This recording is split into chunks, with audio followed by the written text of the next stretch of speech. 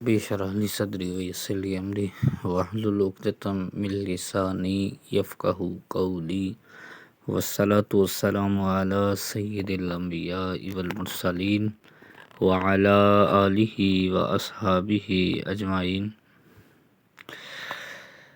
عزیز طلبہ، نیکسٹ ہمارا ٹاپک ہے عقیدہ رسالت، نہم اسلامیات کا یہ ایک ٹاپک۔ عقیدہ توحید پڑھا۔ عقیدہ توحید اسلام کا پہلا بنیادی عقیدہ اور دوسرا بنیادی عقیدہ ہے عقیدہ رسالت، یعنی تمام رسولوں پر ایمان۔ رسالت کے لغوی معنی کو اگر دیکھا جائے تو معنی ہے پیغام رسانی یا پیغام پہنچانا۔ پیغام پہنچانے والے کو رسول یا نبی کہتے ہیں۔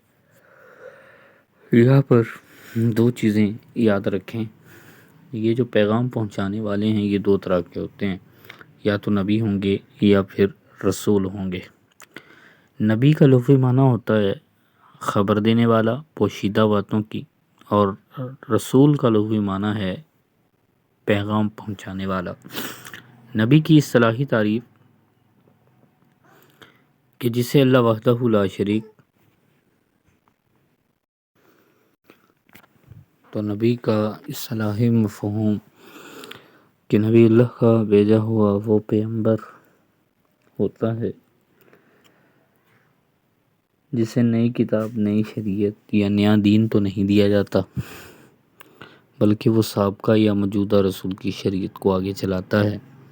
جبکہ رسول کا شرعی مفہوم یہ ہے کہ یہ اللہ کا بھیجا ہوا وہ پیغمبر ہوتا ہے جس سے نئی کتاب، نئی شریعت یا نیا دین دے کر بھیجا جاتا ہے، اور اس کے آنے سے سابقہ رسول کی شریعت منسوخ ہو جاتی ہے۔ انبیاء کو کتاب نہیں دی جاتی، انبیاء کو شریعت نہیں دی جاتی، یہ سابقہ یا موجودہ جو بھی رسول ہو اس کی شریعت کو آگے چلاتا ہے۔ جیسے رسولوں کی کل تعداد تقریباً 313 ہے اور انبیاء کی کل تعداد 1,24,000 کم و بیش ہے۔ چند کی طرف کتابیں نازل کی گئیں رسولوں کی طرف، اور باقیوں کو صحائف دیے گئے۔ نبی رحمت صلی اللہ علیہ وسلم، اور ہر یہاں پر جو بات ذہن نشین رکھنے والی ہے وہ یہ کہ ہر نبی رسول بھی ہوتا ہے، لیکن ہر رسول نبی بھی ہوتا ہے، لیکن ہر نبی جو ہے وہ رسول نہیں ہوتا۔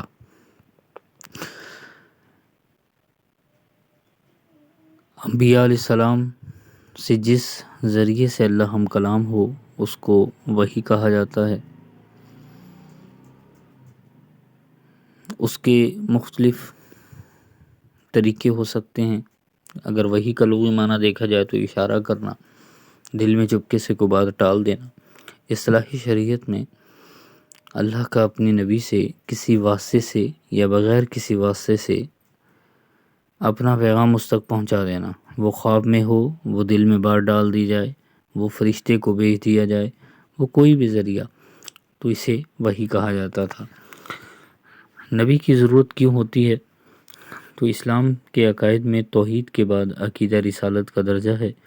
انبیاء کرام علیہم السلام اللہ اور اس کے مخلوق کے درمیان سفیر ہوتے ہیں، یہ اللہ کا پیغام لے کر مخلوق کی طرف آتے ہیں۔ تو اللہ تعالیٰ نے ابتدا سے ہی انسانوں کی ہدایت اور رہنمائی کا انتظام فرمایا۔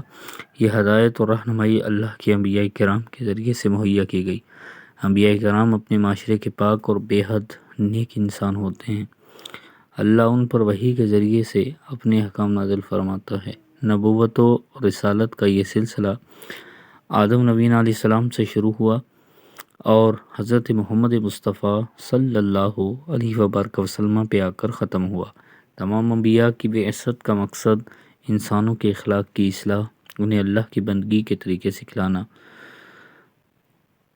اللہ تعالیٰ نے جتنی اقوام پیدا فرمائیں ان سب کے لیے نبی اور رسول مبعوث فرمائے تاکہ وہ ان اقوام تک اللہ کی طرف سے ہدایت کا پیغام پہنچا سکیں اور رہنمائی کر سکیں۔ اللہ تعالیٰ نے اس چیز کو قرآن کی کئی آیات میں جو ہے وہ بیان فرمایا۔ ایک آیت میں ہے اِنَّا أَرْسَلْنَاكَ بِالْحَقِّ بَشِيرًا وَنَذِيرًا، بے شک اے نبی صلی اللہ علیہ وسلم، ہم نے آپ کو حق کے ساتھ بھیجا۔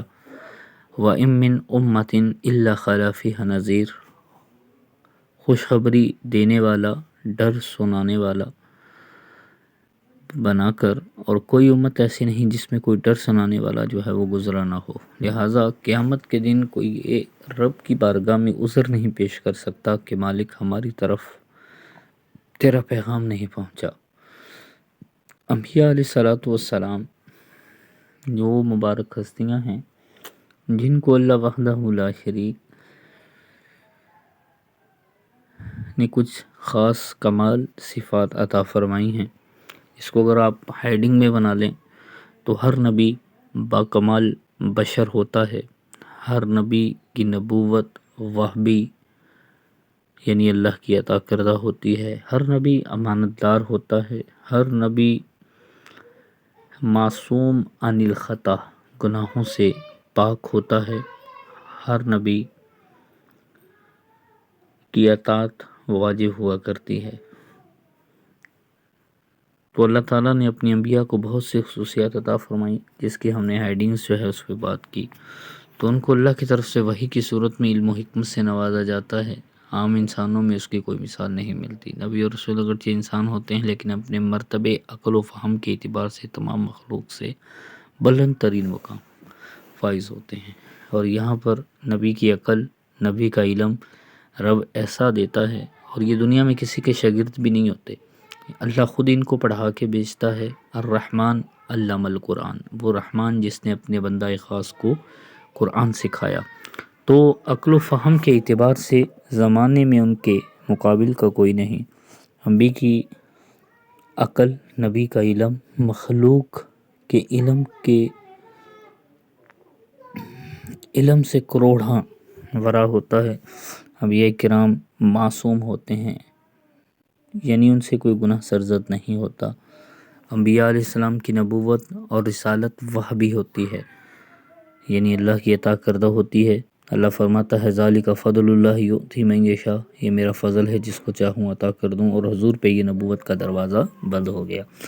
یعنی منصب نبوت کسی خاص عمل یا کوشش کے ذریعے سے حاصل نہیں کیا جا سکتا، بندہ جتنا مرضی عبادت کر لیں یہ منصب حاصل کر ہی نہیں سکتا، یہ اللہ کی طرف سے خاص انعام ہے جو خاص اللہ کے فضل سے ملتا ہے۔ انبیاء علیہ الصلوۃ والسلام کی اطاعت واجب ہے، کسی بھی نبی کی ادنا سی توہین، تحقیر یا کفر ہے۔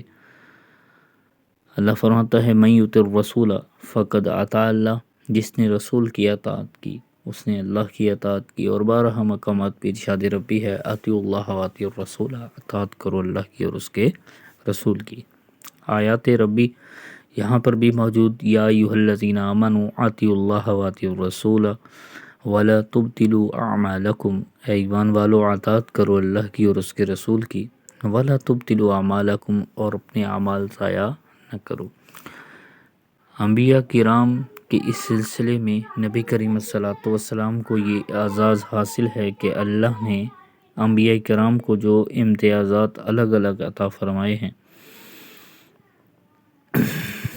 وہ ہمارے پیارے آقا مصطفیٰ کریم جان رحمت میں جمع کر دیے، یعنی ہر نبی کو کمالات، وصف عطا ہوئے، خوبیاں عطا کی گئیں، لیکن ہمارے پیارے آقا مصطفیٰ کریم جان رحمت کو اللہ نے کچھ خاص خواص ایسے عطا فرمائے ہیں کہ جو باقی انبیاء کو نہیں دیے گئے،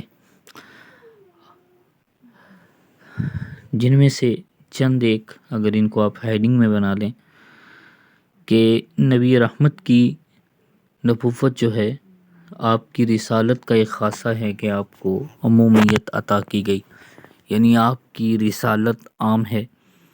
آپ کسی سابقہ دور میں کوئی نبی کسی خاص قوم یا قبیلے کی طرف بھیجا جاتا تھا، لیکن اللہ نے آپ نبی رحمت صلی اللہ علیہ وآلہ وسلم کی ذات کو صرف ایک قبیلے یا ایک قوم کے لیے نہیں بلکہ تمام انسانوں کے لیے نبی بنا کے بھیجا۔ بڑی مشہور آیت ہے وَمَا أَرْسَلْنَاكَ إِلَّا رَحْمَةً لِّلْعَالَمِينَ، ہم نے آپ کو تمام جہانوں کے لیے رحمت بنا کر بھیجا۔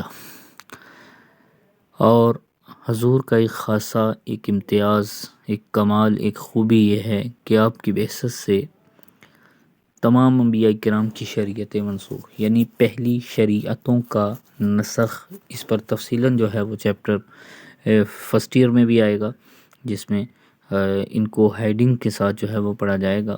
تو سابقہ شریعتوں کا نسخ یعنی منسوخ ہونا، ختم ہونا، حضور کے آنے سے سابقہ تمام شریعتیں منسوخ ہو گئیں۔ اب قیامت تک اگر کوئی شریعت ہے وہ شریعت مصطفیٰ ہے، اور اسی کی اطاعت واجب ہے۔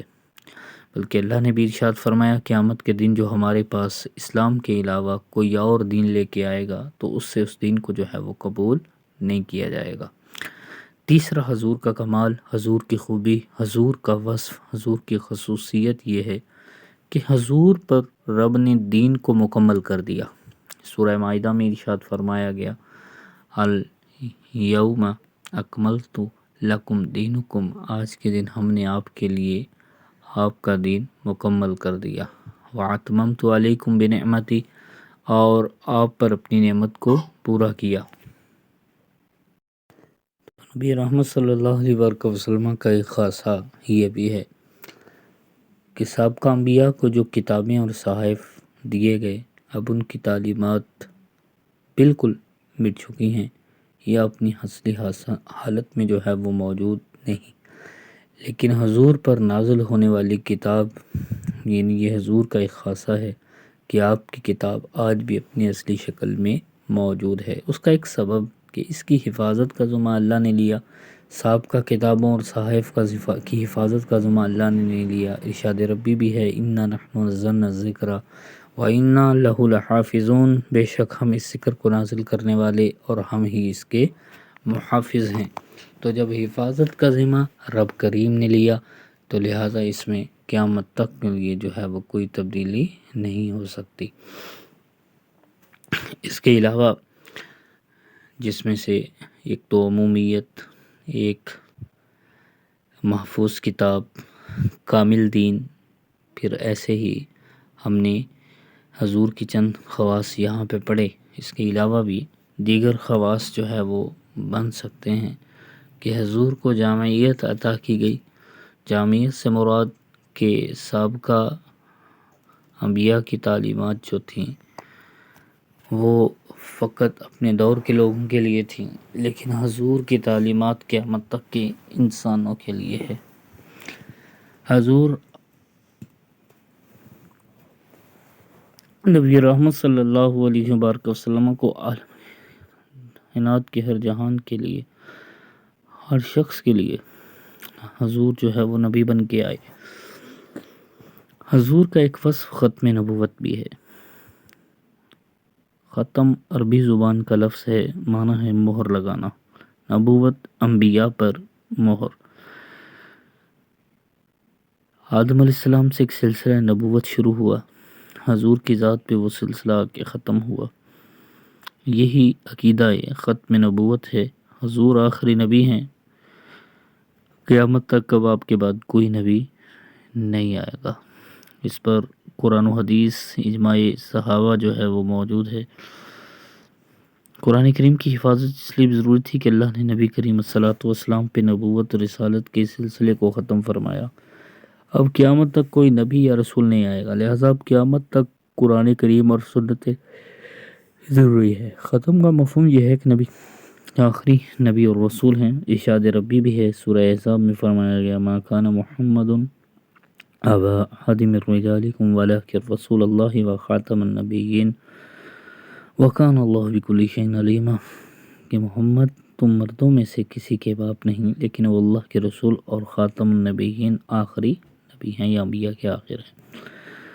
نبی کریم صلی اللہ علیہ وسلم نے متعدد احادیث مبارکہ میں اپنے خاتم النبیین ہونے کا اعلان فرمایا اور امت کو یہ بتلایا کہ میرے بعد کوئی اور نبی نہیں آئے گا۔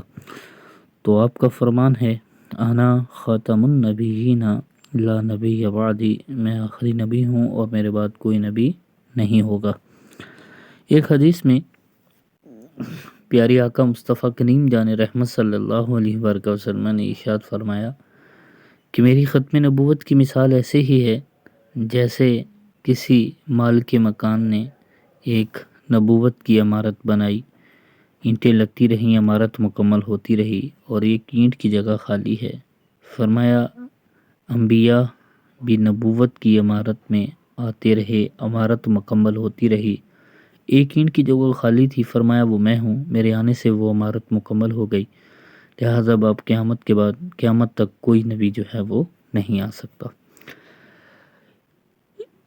آیات و حدیث کی روشنی میں صحابہ اکرام اور ان کے بعد امت مسلمہ کا اس بات بھی اجماع ہے، قیامت تک حضور کے بعد کوئی نبی یا رسول نہیں آئے گا۔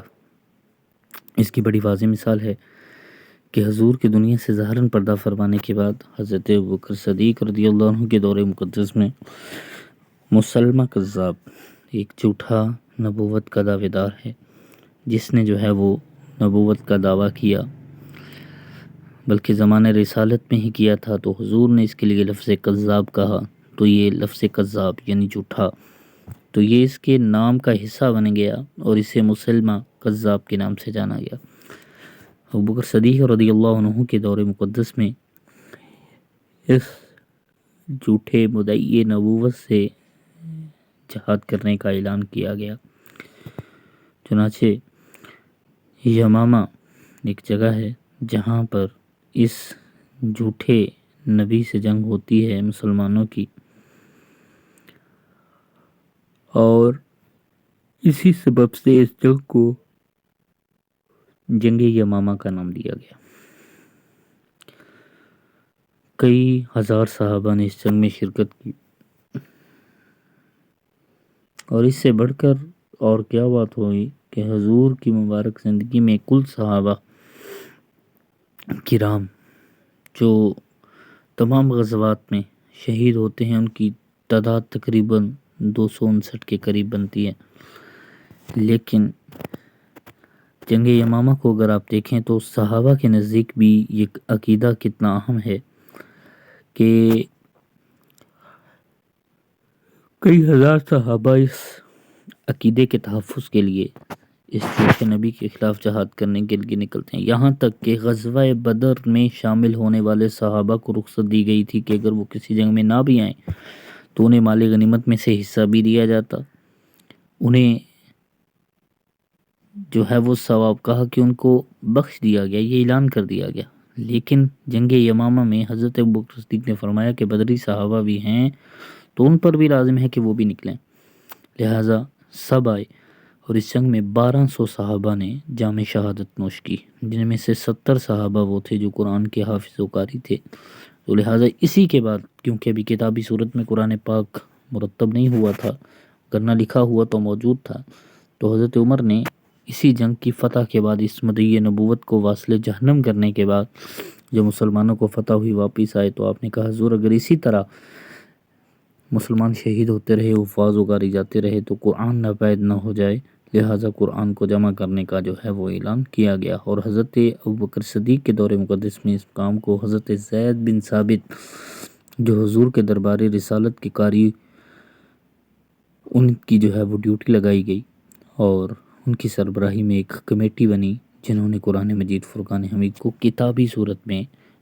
لوگوں کے پاس جو لکھا ہوا تھا، جن جن چیزوں پہ جس میں ہم نے فرسٹ چیپٹر میں پڑھا اس کو اکٹھا کیا گیا، اور ایک قرآن ایک کتابی صورت میں جو آج ہمارے پاس موجود ہے یہ حضرت ابوبکر صدیق ہے، اور اس جنگ کے بعد یہ معاملہ ہوا۔